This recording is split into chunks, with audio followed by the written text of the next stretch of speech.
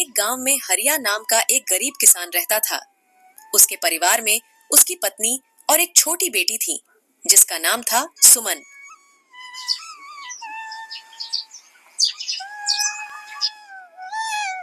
हरिया की अपनी कोई जमीन नहीं थी, इसलिए वह दूसरों की जमीन पर खेती करता और जो कुछ पैसे मिलते उससे अपने घर का गुजारा करता था।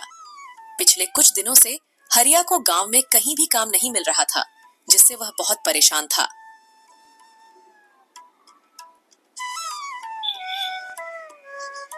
आज कुछ कमा के लाए हो या नहीं?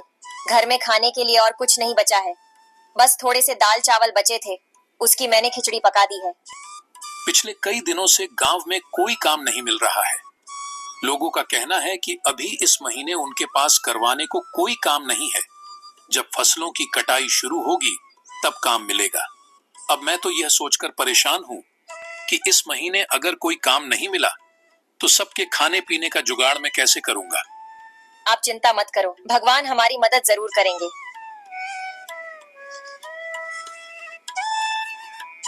पापा, इस बार गांव में जो मेला लगेगा उसमें आप मुझे गुड़िया दिलाओगे ना? अगली बार तो आपने यह कहा था कि अभी मैं बहुत छोटी हूँ, अगले साल तक मैं बड़ी हो जाऊंगी। अब तो मैं बड़ी हो गई हूँ, तो अब तो मुझे गुड़िया दिलाओगे ना? हाँ बेटा, इस साल मैं तुम्हें जरूर गुड़िया दिलाऊंगा। अब चलिए खाना खा लीजिए, ठंडा हो रहा है।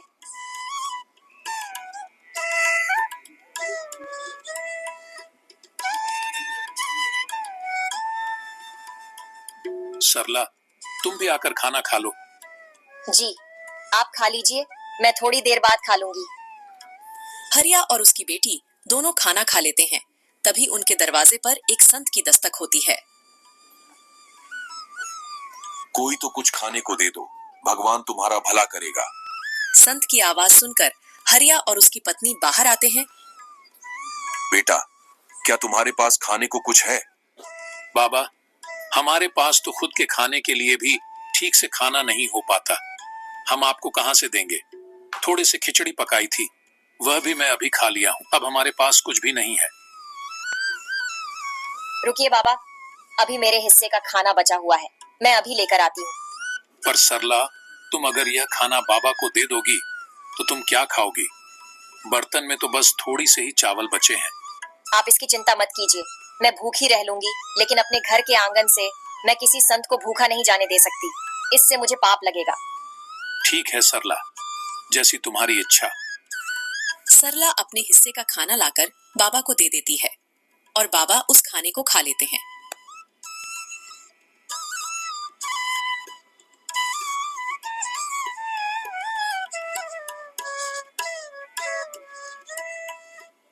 बेटा, तुमने मेरी भूख मिटाई है, मैं तुम्हारा बहुत आभारी हूँ। एक भूखे व्यक्ति को खाना खिलाना सच में पुण्य का काम होता है, और यह पुण्य तुमने आज कमा लिया है बेटी। मेरे पास तुम्हें देने को कुछ नहीं है, लेकिन यह एक अंगूठी है, इसे अपने पास रखो, ये तुम्हारी बहुत मदद करेगी। पर याद रखना, रात के समय इसे मत पहनना, रात में इसकी शक्ति बढ़ जाती है जो तुम्हारी उंगली सहन नहीं कर पाएगी। धन्यवाद बाबा, हम आपकी आज्ञा का पालन करेंगे।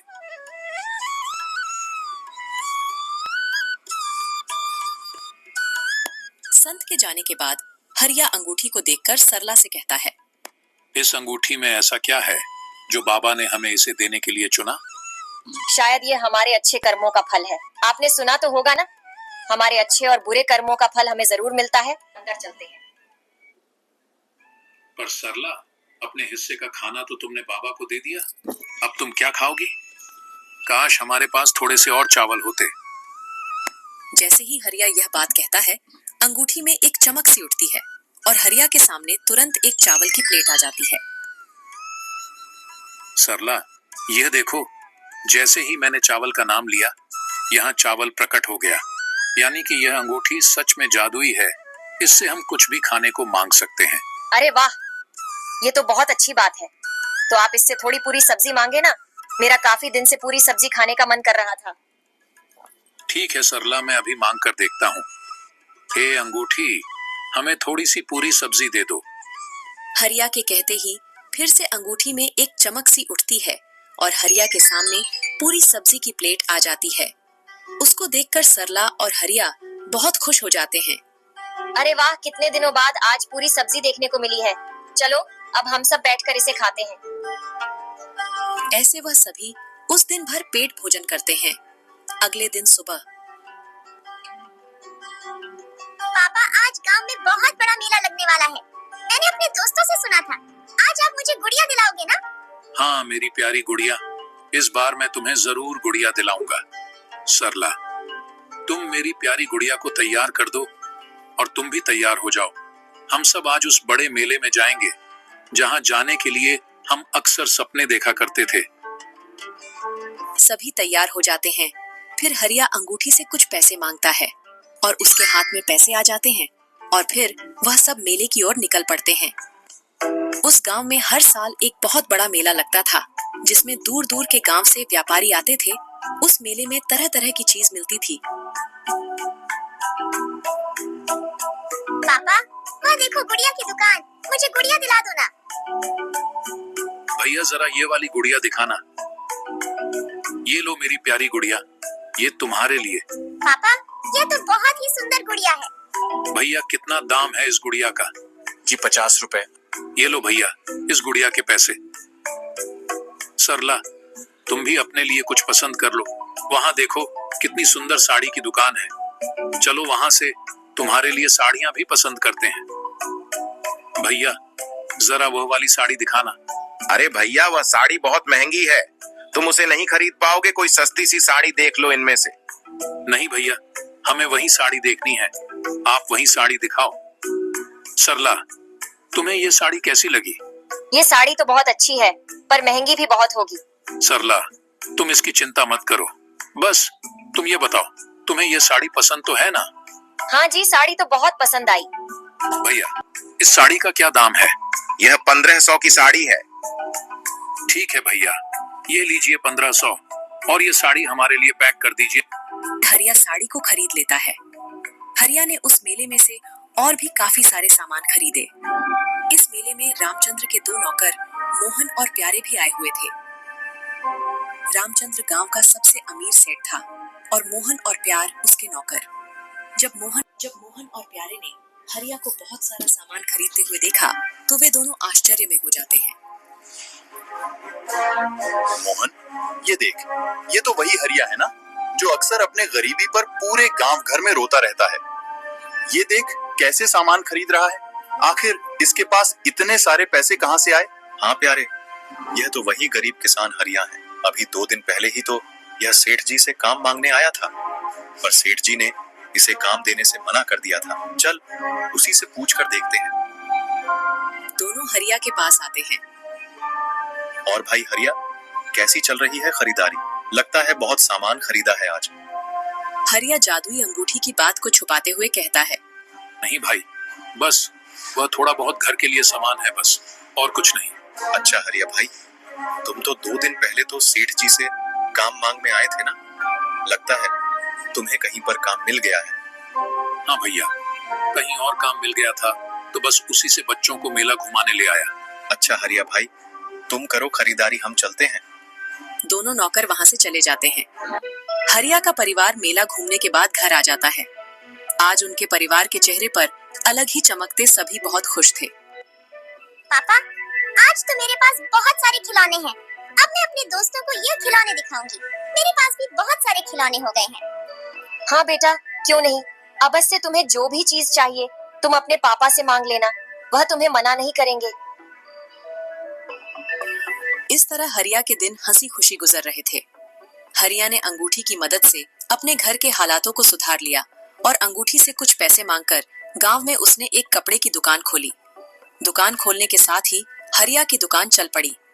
उसकी दुकान पर तरह तरह के कपड़े थे, एक से बढ़कर एक।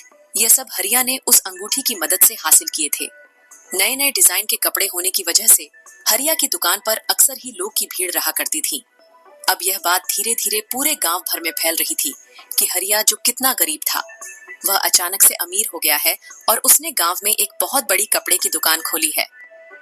अरे भाई, मैंने सुना है कि हरिया ने गांव में कोई दुकान खोली है। हाँ भाई, मैंने भी सुना है हरिया ने बहुत बड़ी दुकान खोली है।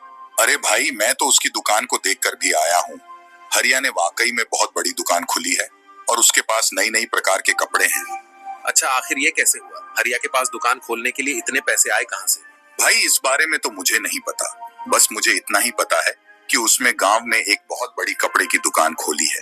हे भगवान, काश मेरे पास भी इतने पैसे होते तो मैं भी अपना कोई छोटा सा कारोबार खोल लेता। अरे भाई पैसे नहीं है तो तुम अब हरिया से उधार ले लो। हरिया दिल का बहुत नेक इंसान है, वह तुम्हें जरूर उधार दे देगा। हाँ, तुम ठीक कहते हो, मैं हरिया से एक बार बात करके देखता हूँ। यार कुछ पैसे तो मुझे भी चाहिए थे, मुझे भी अपना छोटा सा कारोबार शुरू करना है। क्यों ना हम कल हरिया से बात करके देखें, क्या पता हरिया ही हमारी कुछ मदद कर दे।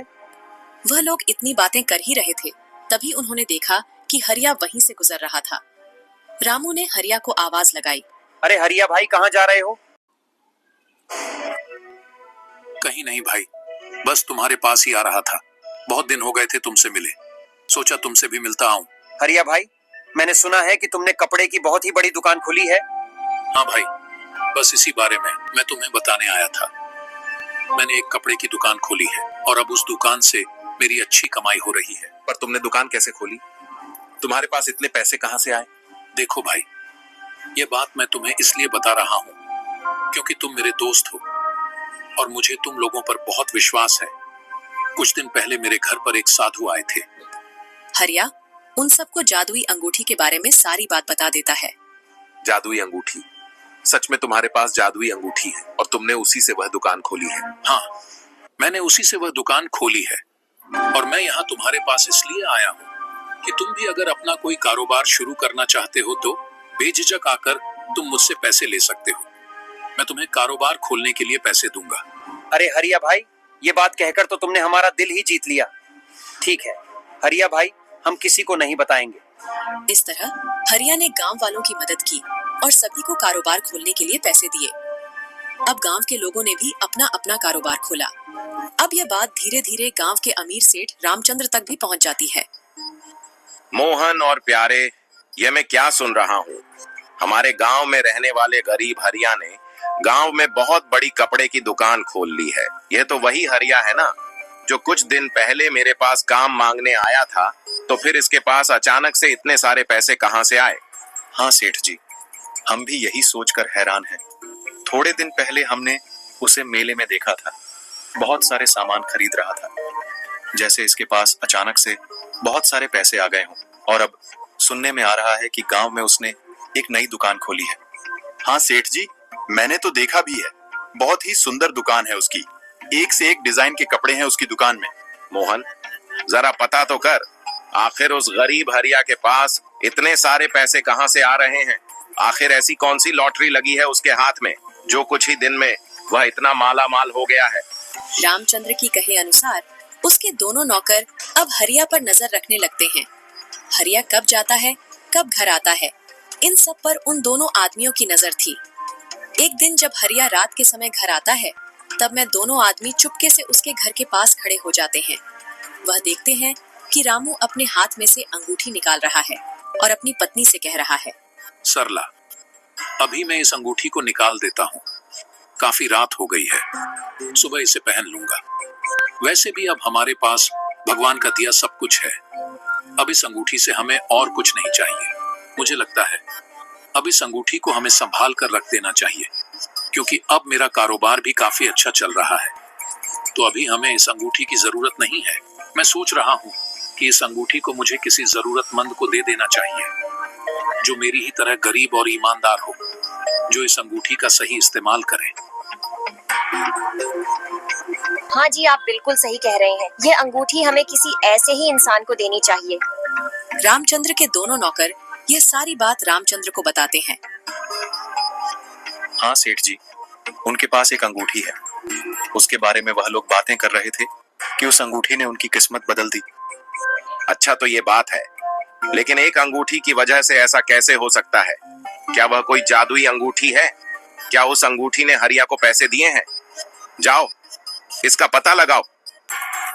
अगले दिन फिर वह दोनों आदमी चुपके से हरिया के घर आते हैं और हरिया और उसकी पत्नी की बातचीत को सुनते हैं। सुनिए, मुझे एक बहुत ही सुंदर गुलाबी रंग की साड़ी चाहिए। आप इस अंगूठी से मांग लीजिए ना। तुम्हारे पास इतनी सारी साड़ियां तो है, फिर तुम्हें गुलाबी रंग की साड़ी क्यों चाहिए? और दुकान में भी काफी सारी साड़ियां रखी है। जाकर दुकान में से पसंद कर लो। नहीं, मेरे पास एक भी गुलाबी रंग की साड़ी नहीं है और मुझे एक ऐसी साड़ी चाहिए जो अभी तक दुकान में भी नहीं है। आप इस अंगूठी से गुलाबी रंग की साड़ी मांग कर देखिए ना।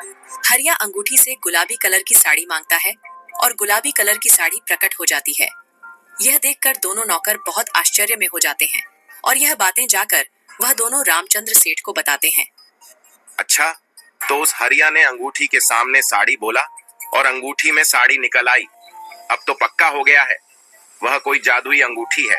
तुमने कहा था कि रात के समय वह हरिया अंगूठी को अपने उंगली में से निकाल देता है।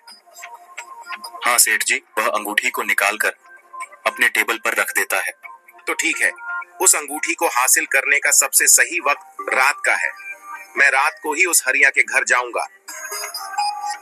ऐसा सोचकर रामचंद्र रात के समय चुपके से हरिया के घर पहुंच जाता है। रात के समय वह अंगूठी का तेज बहुत ज्यादा था। वह अलग ही चमक रही थी।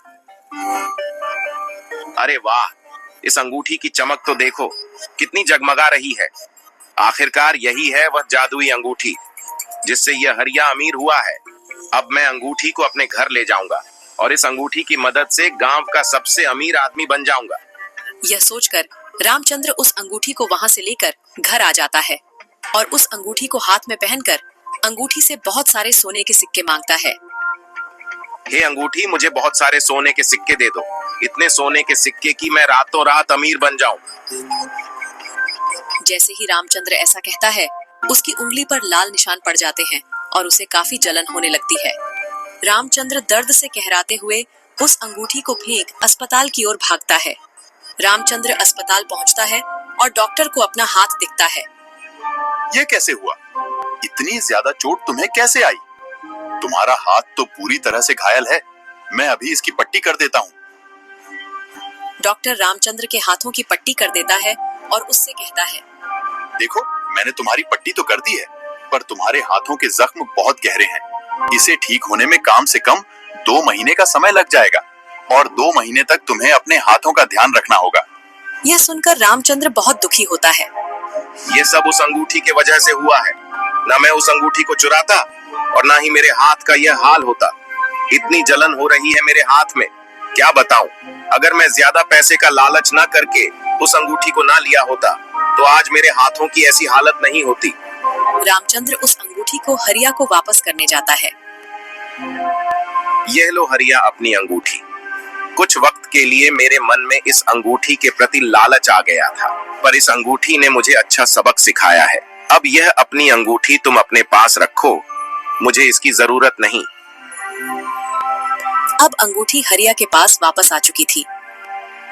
सरला, अब वक्त आ गया है कि इस अंगूठी को किसी ऐसे व्यक्ति के हाथ में दिया जाए जिसको इसकी बहुत जरूरत है। हमें जल्द ही ऐसे व्यक्ति की तलाश करनी होगी। जी हाँ, आप बिल्कुल सही कह रहे हैं। अब इस अंगूठी को किसी गरीब को देने का सही वक्त आ गया है। वह लोग यह बातें कर ही रहे थे कि तभी उनके घर पर एक गरीब बूढ़ा व्यक्ति आता है। कोई तो कुछ खाने को दे दो, भगवान तुम्हारा भला करेगा। सरला बूढ़े व्यक्ति के लिए खाना लाती है। बूढ़ा व्यक्ति खाना खाता है। खाना खाने के बाद हरिया उस बूढ़े व्यक्ति को वह जादुई अंगूठी दे देता है और उस जादुई अंगूठी की सारी शक्तियों के बारे में भी बता देता है। बूढ़ा आदमी बहुत खुश होकर वहां से चला जाता है। थोड़ी दूर जाकर वह बूढ़ा आदमी वापस अपने संत के रूप में आ जाता है। वह बूढ़ा आदमी और कोई नहीं बल्कि वही संत था जिसने हरिया को वह जादुई अंगूठी दी थी और वह अब अपनी अंगूठी वापस लेने आया था। हरिया का जीवन अब सुधर चुका था। हरिया ने उस अंगूठी की मदद से अपने जीवन को ही नहीं सुधरा बल्कि गांव के लोगों के जीवन को भी बेहतर बनाया।